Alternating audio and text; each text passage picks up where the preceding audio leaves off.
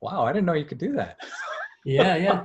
Hey, Joe, thank you so much for joining me on the podcast. Great to have you. Oh, thanks for having me. I totally appreciate being here. Yeah.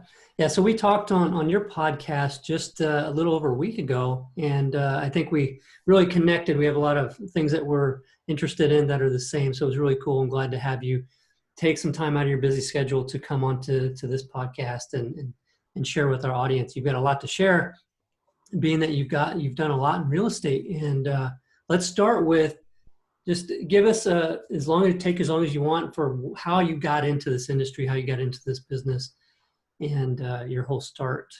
All right, sure. So let's take us back to when I was actually in high school, Danny. Whoa. So in high school, my dad was always saying, "Hey, you got to get rich. You got to get rich." And I'm like, this got so ingrained in me. And I was starting to try and look for ways. And then one day, one of my uncles said, "Hey, Joe, you know what? There's a real estate seminar coming into town. You should check it out." And so I did. And it happened to be a live event with Robert Allen, Wow. Nothing Down in the 90s. And I got so jazzed, so intrigued, and so fired up that I started researching, like, how do I get into real estate? So one of my first things that I found out was like, okay, maybe I should get a license. And so while in high school, Danny, I was attending the local junior college and taking 3 college level courses, a high school Awesome. kid, to potentially get my license. It was real estate practice, real estate appraisal, and basic general real estate. And I got the courses done. And here I am trying to figure it out. Should I be an agent, investor? I really like the investor side. Started studying like crazy.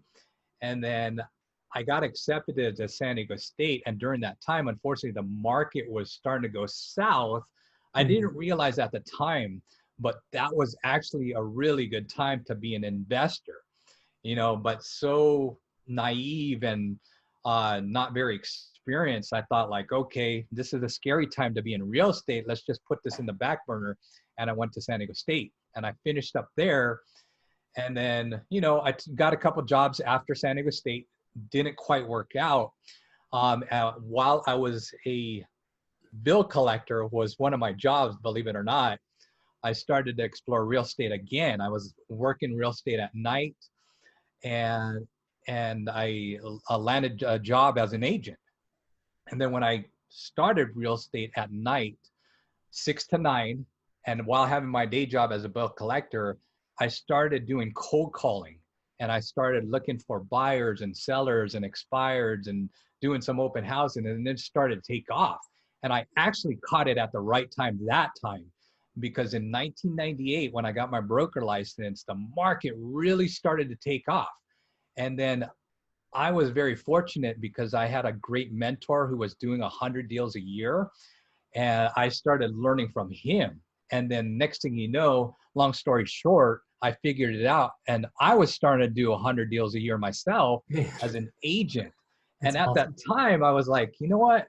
This is interesting, but let's revisit Robert Allen because I was making a lot of money. And I was like, okay.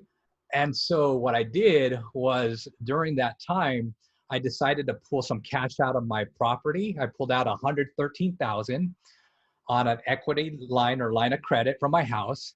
And I did multiple different strategies. I did a fix and flip, a buy and hold. I did a fourplex. I did syndications. And lo and behold, in less than like 2 or 3 years, I turned that 113,000, Danny, check this out, into over $1 million and, instant Nice. millionaire. I just parlayed it 10x. And that was kind of the long story short. But, you Yeah, that's know, awesome.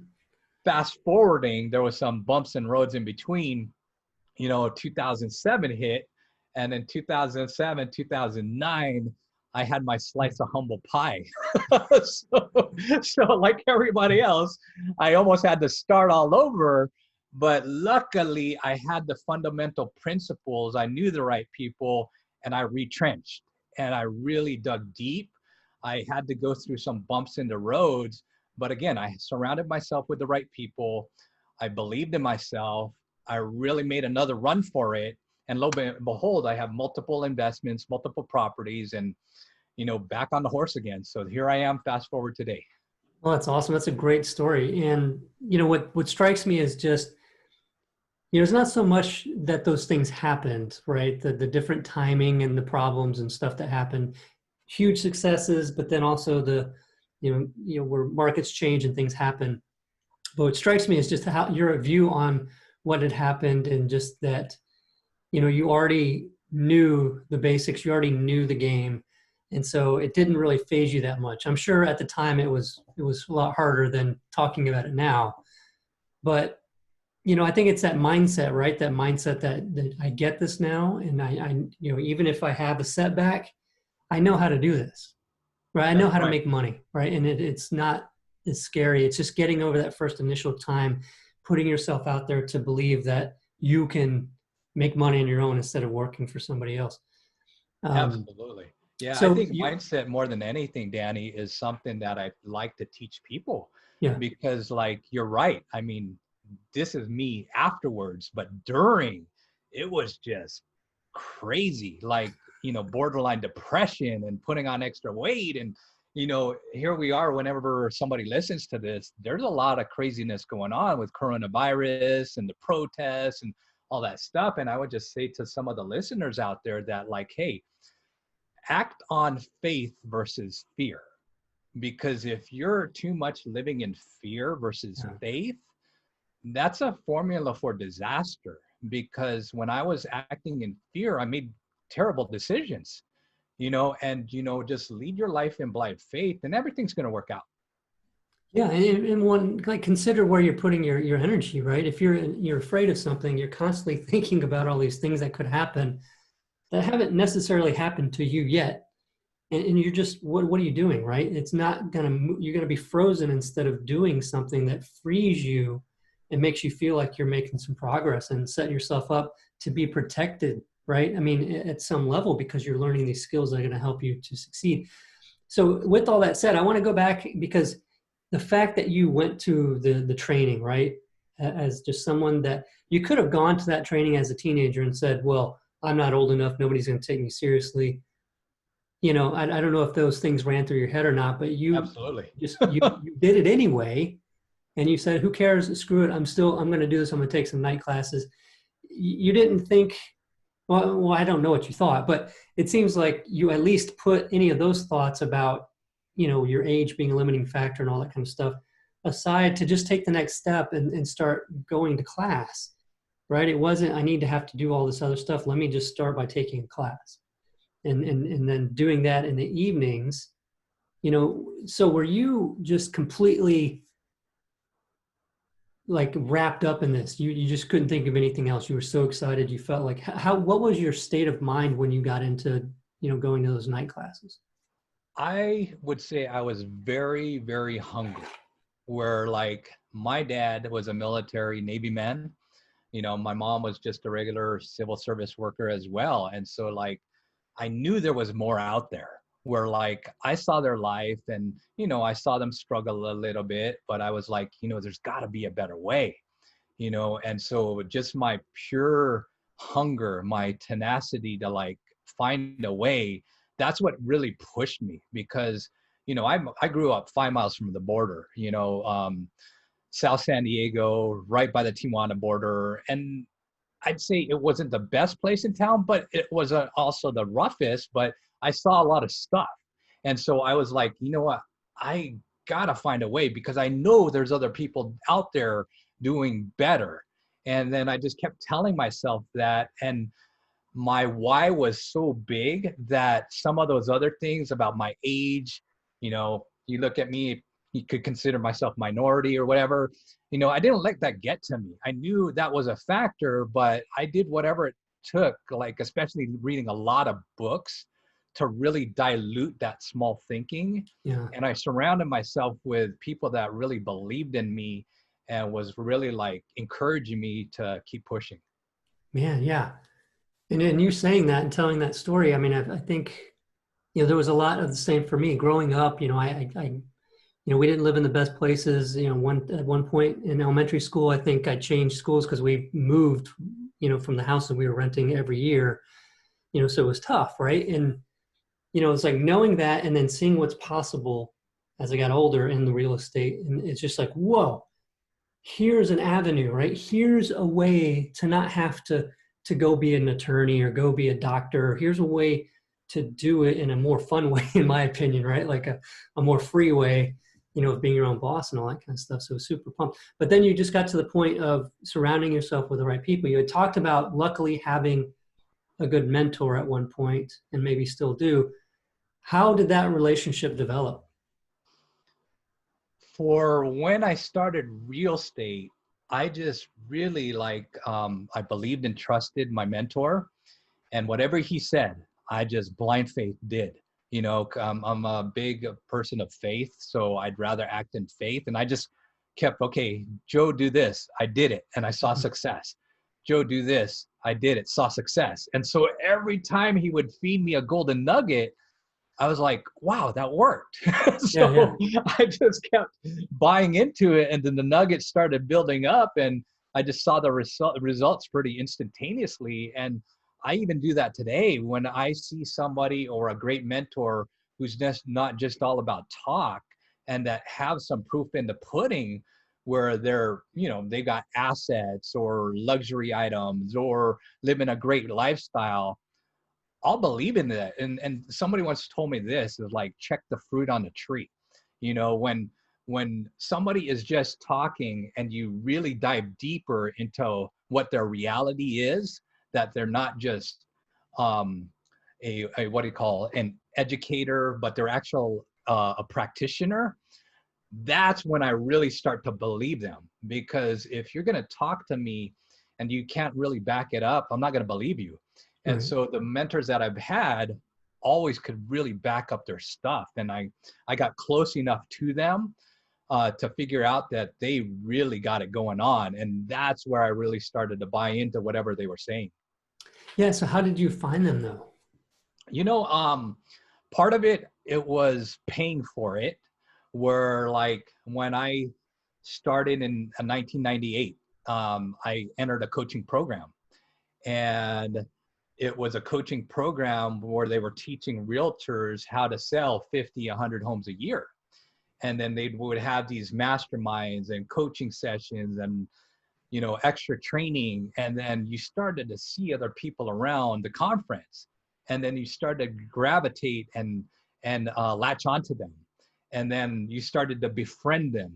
And then outside of the boot camp or seminar or mastermind, you turn them into friends. And then, I mean, I had one person that I grew so attached to him that he was like, yeah, come check me out and see what I do on a day-to-day basis. And so I flew out to where he was. Oh, I nice. stayed at his house.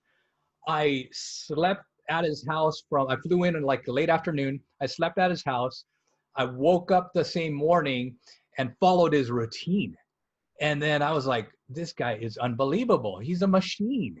And that's why he's worth multi-millions, And so whenever, like I said, when I check the fruit on a tree, when somebody's talking, I want to see how they live. I want to see where they work. I'll visit their office.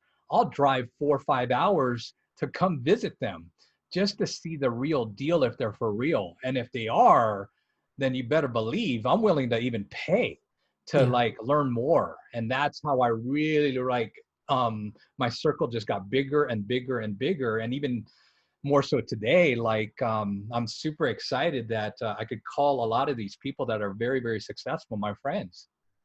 Yeah. Yeah. No, it's cool. And that's a big point because it doesn't take much. If you're putting people on pedestals, you can have this feeling like they're not approachable or you couldn't be friends because you're not at the same level. It has nothing to do with that. And I've had some of the same experiences with people, and becoming friends with them. And all it was going that extra mile to call, and just talk and find or go to these events, right? Then just talk to them and see what happens, and it builds, right? And That's a so great so point, here Danny. So I would probably say to the audience, just to make sure this hits the nail on the head, is guys, you know what? They put on their pants the same way or their skirt the same way. They use the restroom probably the same way too. They eat the same way. So Probably. like, you can't have these limiting beliefs that you're any different, right? Because the moment you do, that's where you're like, you put them too high on a pedestal and you're too below, where like there's a major disconnect. But if you tell yourself, hey, they put on their pants the same way, they put on their skirt the same way, they put on their shoes the same way, they eat the same way. When you start like treating yourself like the only thing that they did different was they made better decisions, they take more action, and they didn't have these limiting beliefs. When you say that, game over. Nice, nice. So you do some coaching yourself, and I wanted to get into, like we talked about earlier, I just did the last episode where I was sharing my goal, through 2021, how I want to buy a certain number of properties, and then reverse engineering that and getting down to, where I'm going to start doing the marketing. And I wanted to talk with you about whenever you're coaching people, what are some of the typical situations maybe that you help people with that are struggling to even get the ball rolling? I don't know if you're coaching newer people or more experienced people, but if someone's struggling to get enough momentum going, what is typically your advice for them? So most of the time, whenever somebody's stuck, I narrow it down to two things. And usually it's two things. It's either they don't have enough people around them or they don't have the right systems. And how I mean that is there's a lot of solopreneurs and they're thinking they could do this by themselves. And they're unfortunately treating whatever business they're in, whether a realtor or fix and flipper, too much like a job. Where like, hey, you know what? I can do it and I'll do it all and I'll do it better because I'll do it myself. And that's a limited belief where like, hey, yeah, you can, but that's not your, what we call the HBUT, your highest best use of your time. Where like I say, you know what? And not to discredit anybody out there, like there's certain people that could do it for like $10 to $20 an hour, skip tracing, do the mailers. I mean, I have my kids doing some of my lick and stick mailers right now. So it's like, hey, if I could pay them $10 a stack, I mean, why should I do it? I'm better off talking to other people on the phone where that's my HBUT, my highest best use of my time. And so where people get stuck the most is they're like trying to do it all themselves when they could hire great people. Like for instance, a simple example is like my kids. Everybody's pretty much stay at home. Kids aren't going to school. So leverage the talent of your kids. I mean, they're great people, right? And then with systems, sometimes that's kind of the hurdle too, where like most people, I would say, hey, read eMyth, read Traction. You got to have systems. And systems, a simple way to look at that, folks, is take the acronym SYSTEM. Save yourself time, energy, and money. Not exactly spelt that way, but save yourself time, energy, money. Now, systems could be a simple checklist, and make sure that you write it down, put some boxes, put a spreadsheet together so you could teach a 16-year-old or a 9-year-old to do it. Why? Because if it's all in your head, you're the only one that knows it. You can't scale that. And so like if somebody's watching like Shark Tank, one of my favorite shows, they always say, well, what happens if you get hit by the bus, right? And that's so true. Like if that happens, you don't really have a business, you have a job. Right. And so really that's where people really get stuck, whether ever if they're a solopreneur or even if they have like, I coach some people that have like 50 agents or large franchises. I have somebody that I'm coaching that has a brokerage. Now they're building up an acquisition business and a development business. So I'm coaching them. They're in Tampa, Florida. And so I teach them to, they're usually their blind spots. They have these certain blind spots or limiting beliefs that I'll like help them think a lot clearer to get to the next level via the people that they have or don't have, the systems they have or don't have, and I teach them to scale and automate as much as they can. Yeah, that's huge. And I think that when you're getting into it, for me at least, it's like knowing about systems, because I did read eMyth like when I got into the business way back when. but it was also like, well, I don't really know what I'm doing, so I'm not really going to document this until I get it figured out. Then it just never happens, right? So even if you're fumbling through figuring it out, which we're all going to do, no matter how many mentors and coaching we have, we're still going to have to fumble because they're not going to do it for us, right? We have to do it. We're going to fumble through it. But to take that time and to document what I'm doing, because then, like, that should be, to me, and it's awesome that you're bringing it up. To me, I'm going to do this first just to know what's involved and to document the process. And then I'm going to look for somebody to do it for me. And that doesn't mean hire a bunch of people. That just means I'm looking for, and like you said, it's a perfect time because a lot of people are not working and they're at home and they can do this, right? And so, yeah, I just love it. Another book, because you mentioned good books, E-Myth, Traction, and I have another book. I don't know if you've seen this one, The Work the System. Ooh, no, I have not. I'm going to have to Work write the that one System, down. Sam Carpenter. It's a really, really good book. And it's an older book, but it's it's along the same lines. It's just knowing he burned himself out with this giant call center. And you realize that it was mostly because they didn't have systems in place that were actually being used and improved. So that's the other part, right? Like you said, having the checklist or the spreadsheet, because you can do a system, you can write it out, the processes, right? But what happens, I'm sure you've seen it, what happens if it's just in a binder somewhere? Right, right. And you got to always, like, for instance, when you hire different people, like I've got several VAs working for me, inspect what you expect, right? Where I'll give them a list of things to do and I'll constantly check their checklists and their procedures, and I'm going to see the results. So a good way to see results is sometimes instantaneous, where like, hey, my calendar's getting super booked. They're doing something right. If I see production shrinking, or I go through the protocol or checking their, their phone for their phone log and seeing if they're making dials, there's a lot of different checks and balances where you could kind of pinpoint, hey, are these improvement or are they failing?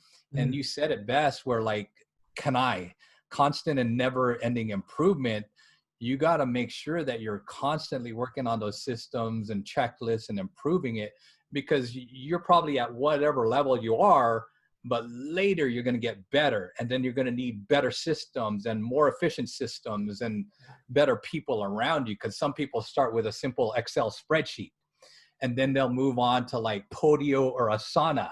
A lot of these fix and flippers, or, they use all these other different softwares, and, you've got your software too, which is incredible. So you've got all these different systems where before it was just a checklist, and then they graduate to something that they actually pay for that's actually even better.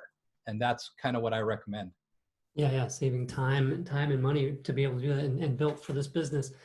Which brings me to the next thing is, one of my business coaches, Greg Dickerson, from before, would always tell me, you cannot manage what's not measured, right? You have to measure it if you're going to manage it. And so that was another point of failure, I think, from when I first got in the business, and my drive and belief that I could do it, my desire to succeed in the business allowed me to succeed even despite those shortcomings, right? Not tracking so much and not doing that stuff. But this time around, with the knowledge, that's one of my focusing points of looking at those numbers. So what would you advise people looking to do investments or anything? Like, what kind of KPIs do you think are important to track right from the beginning? I would say for some, it could be very, very basic. For either fix and flipper or an agent, is track your efficiency. Like, you got X amount of hours per day. So if you're building this business part-time, if you've got 2 hours, how many mailers can you do per day if you're going to do them yourself? Or how many dials or how many door knocks you could do per day? Like, keep it really, really simple, because it's a contact sport, let's face it. So the more contacts you make, the better your chances. So whether it's mailers, whether it's door knocking, whether it's cold calls, see how many you can do in an hour. And so usually, if you're manually dialing and you're not doing a dialer system, like there's a bunch of them out there, You know, if you're manually dialing, a good contact rate efficiency is 10 to 15 live contacts, meaning people who actually picked up the phone, said hello, and you did your pitch. Okay. A low efficiency is if it's 5 contacts per hour. Essentially, either you're dialing too slow or talking way too much. And so if you're tracking and measuring those minimal KPIs, key performance indicators, we're going to know. And how would we know? Either you're coaching yourself or you get a coach like myself or you, Danny, and you're going to see like, okay, we're at low production. We're at low efficiency because we're only doing 5 contacts per hour. Coach says I got to do 10 to 15. Yeah. I'm either talking too much or I'm dialing too slow. Now, if you have a dialer, the KPIs are way different because there's single dialers out there, there's triple dialers out there, and there's, you know, lots and lots of ways to measure those. And like with some, like some people are doing random cold calls, some people are calling absentees, some people are calling probates or notice of defaults, divorce. There's so many. And then you got to also, what time are you dialing? Because that makes a big difference. Here, this time it's a little bit different because most people are stay at home. But if we were outside of COVID, outside of the coronavirus, most people are working 9 to 5. So typically what I say is, hey, your best use of your time is like 8 to 10 in the morning or 4 to 7 at night. Yeah. That's when you should get on the phone. And then we really dial in the measuring of those KPIs, provided they're calling at the right time of the day. And so like if somebody's out there and looking to hire a VA or a outbound OSA, an outbound sales agent, or a outbound acquisitions assistant, you could do the same thing where like, hey, I would not hire them for 4 to 8 hours at a time because I found out that's a little too long. Most people, their highest efficiency is during their time, whether it's Pacific Standard Time, Eastern Standard Time. They got to make sure they're dialing at the right times. Because if you hire a VA to make those calls and they're calling at like between 11 o'clock and 3 o'clock, people have lunch dates or lunch meetings, and it's a very low efficiency, and you're throwing money away. So I would say there, if they hire a VA, let them do your social media marketing and track those KPIs, because those are other KPIs to track too, where there's cost per click, cost per lead, cost per acquisition. You could do these retargeting ads and boosted posts and all these kind of different other ways of marketing in your business. Yeah, no, that's a good point. And you know, I think some people listening, you know, might hear cold, because when I hear cold calling, I just like my system shut off. A lot of people like, shut off. No, I don't want to do it. Don't make me do it. Well, here's what I would say to that. So I would say to that is like, hey, good old fashioned bandit signs. Yeah. You know, like if you're not looking to cold call, do some outbound, get some bandit signs out there. Yeah. Do like 100 a weekend or something like that. Right. Yeah, no, I love the bandit signs. And of course, you know, they're not legal in most cities. So you have to, you know, that's up to you. You know, people put them out and know that, you know, you might have to get permits. You might just do it and deal with whatever consequence that might come. But what I like though is you're bringing up, so even though I don't like to hear cold calling, and probably a lot of people listening are just like, ugh, you know, and the door knocking too, right? Like that takes a special kind of person. Not that we all can't do it, but you're going to have to work up, but I would have to work up to it. And I did do that from time to time. But the key here though, what I love about it though, is though I don't like to think about those things, the cold calling, the door knocking and things like that get you right to what is going to generate results, because we can get busy, right? Staying in our safe zone, thinking we're getting going and we're taking action by putting together these letters, you know, but what you're doing is you're really kind of just staying in the safe zone because, well, I'll send out 50 letters, you know, and then you'll take 2 weeks to do it. You know, come on, that might not generate anything, right? But doing the cold calling, doing the door knocking, or really getting and pushing, you know, 1,000 letters, 2,000 letters, that's really doing something to make something happen. Because it is about getting in front of people. That's what we're trying to do. If you're doing stuff that has too many steps in between of you talking to them, maybe it's time to find a way to cut out some of those steps so that you're just getting right in front of them. Yeah, there's a lot of different systems out there, and one of the things that I teach people is either, hey, if you have the money, there's check equity, right? Like you buy systems and people to do the work for you, and you focus on your highest, best use of your time, which eventually you have to talk to people to get them to sign, your agreement or a contract or whatever you want to call it. But eventually you're going to have to talk to people, right? And if you could hire people to do the other work, then do it. But if you don't have that money, you have to do sweat equity, and you have to do what others won't to live how others can't.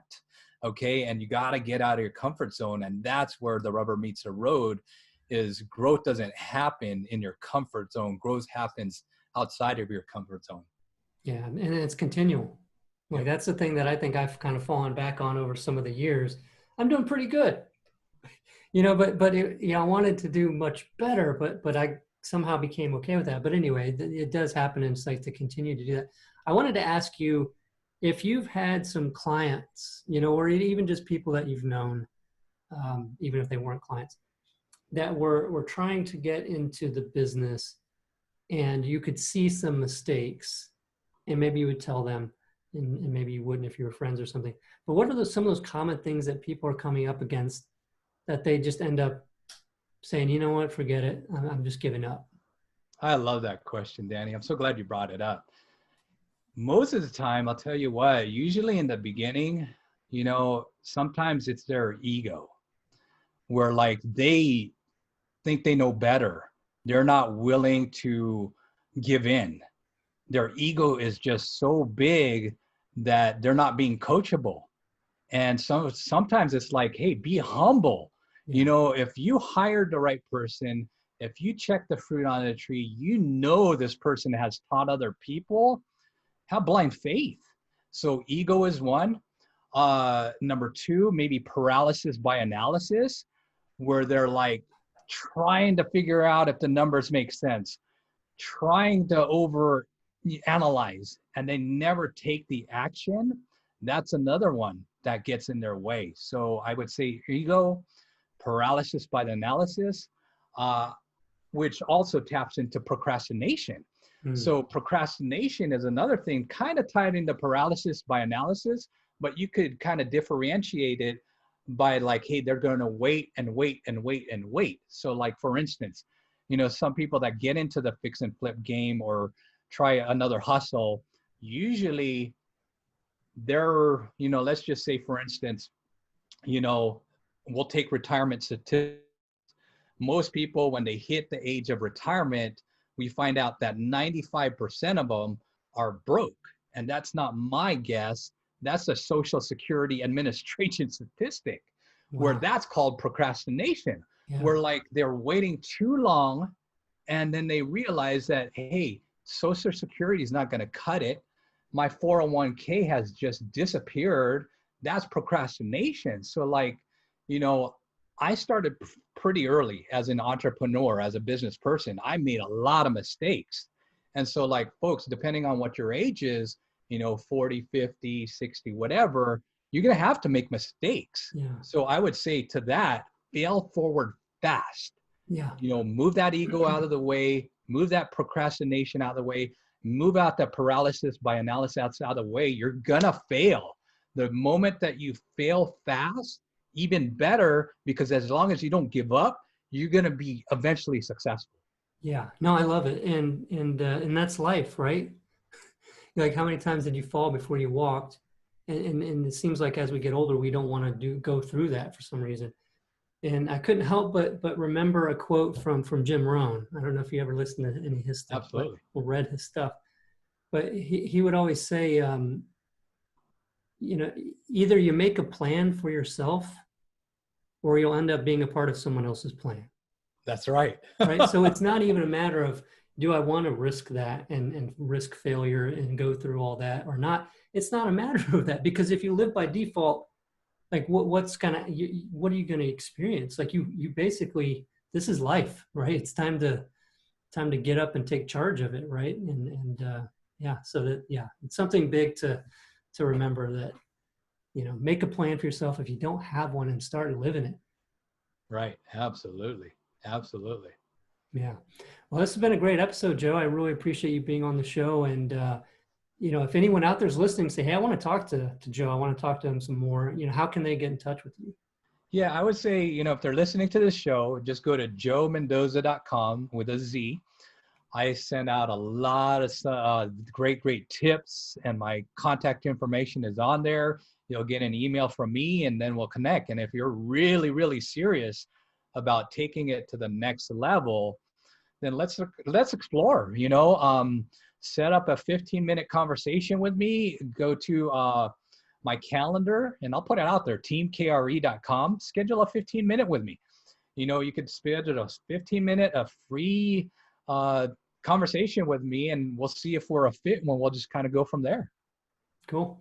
All right, Joe, really appreciate it. Great stuff on the show. And yeah, I'll talk to you soon. Thank you so much for having me, Danny. Yep. Take care. You too.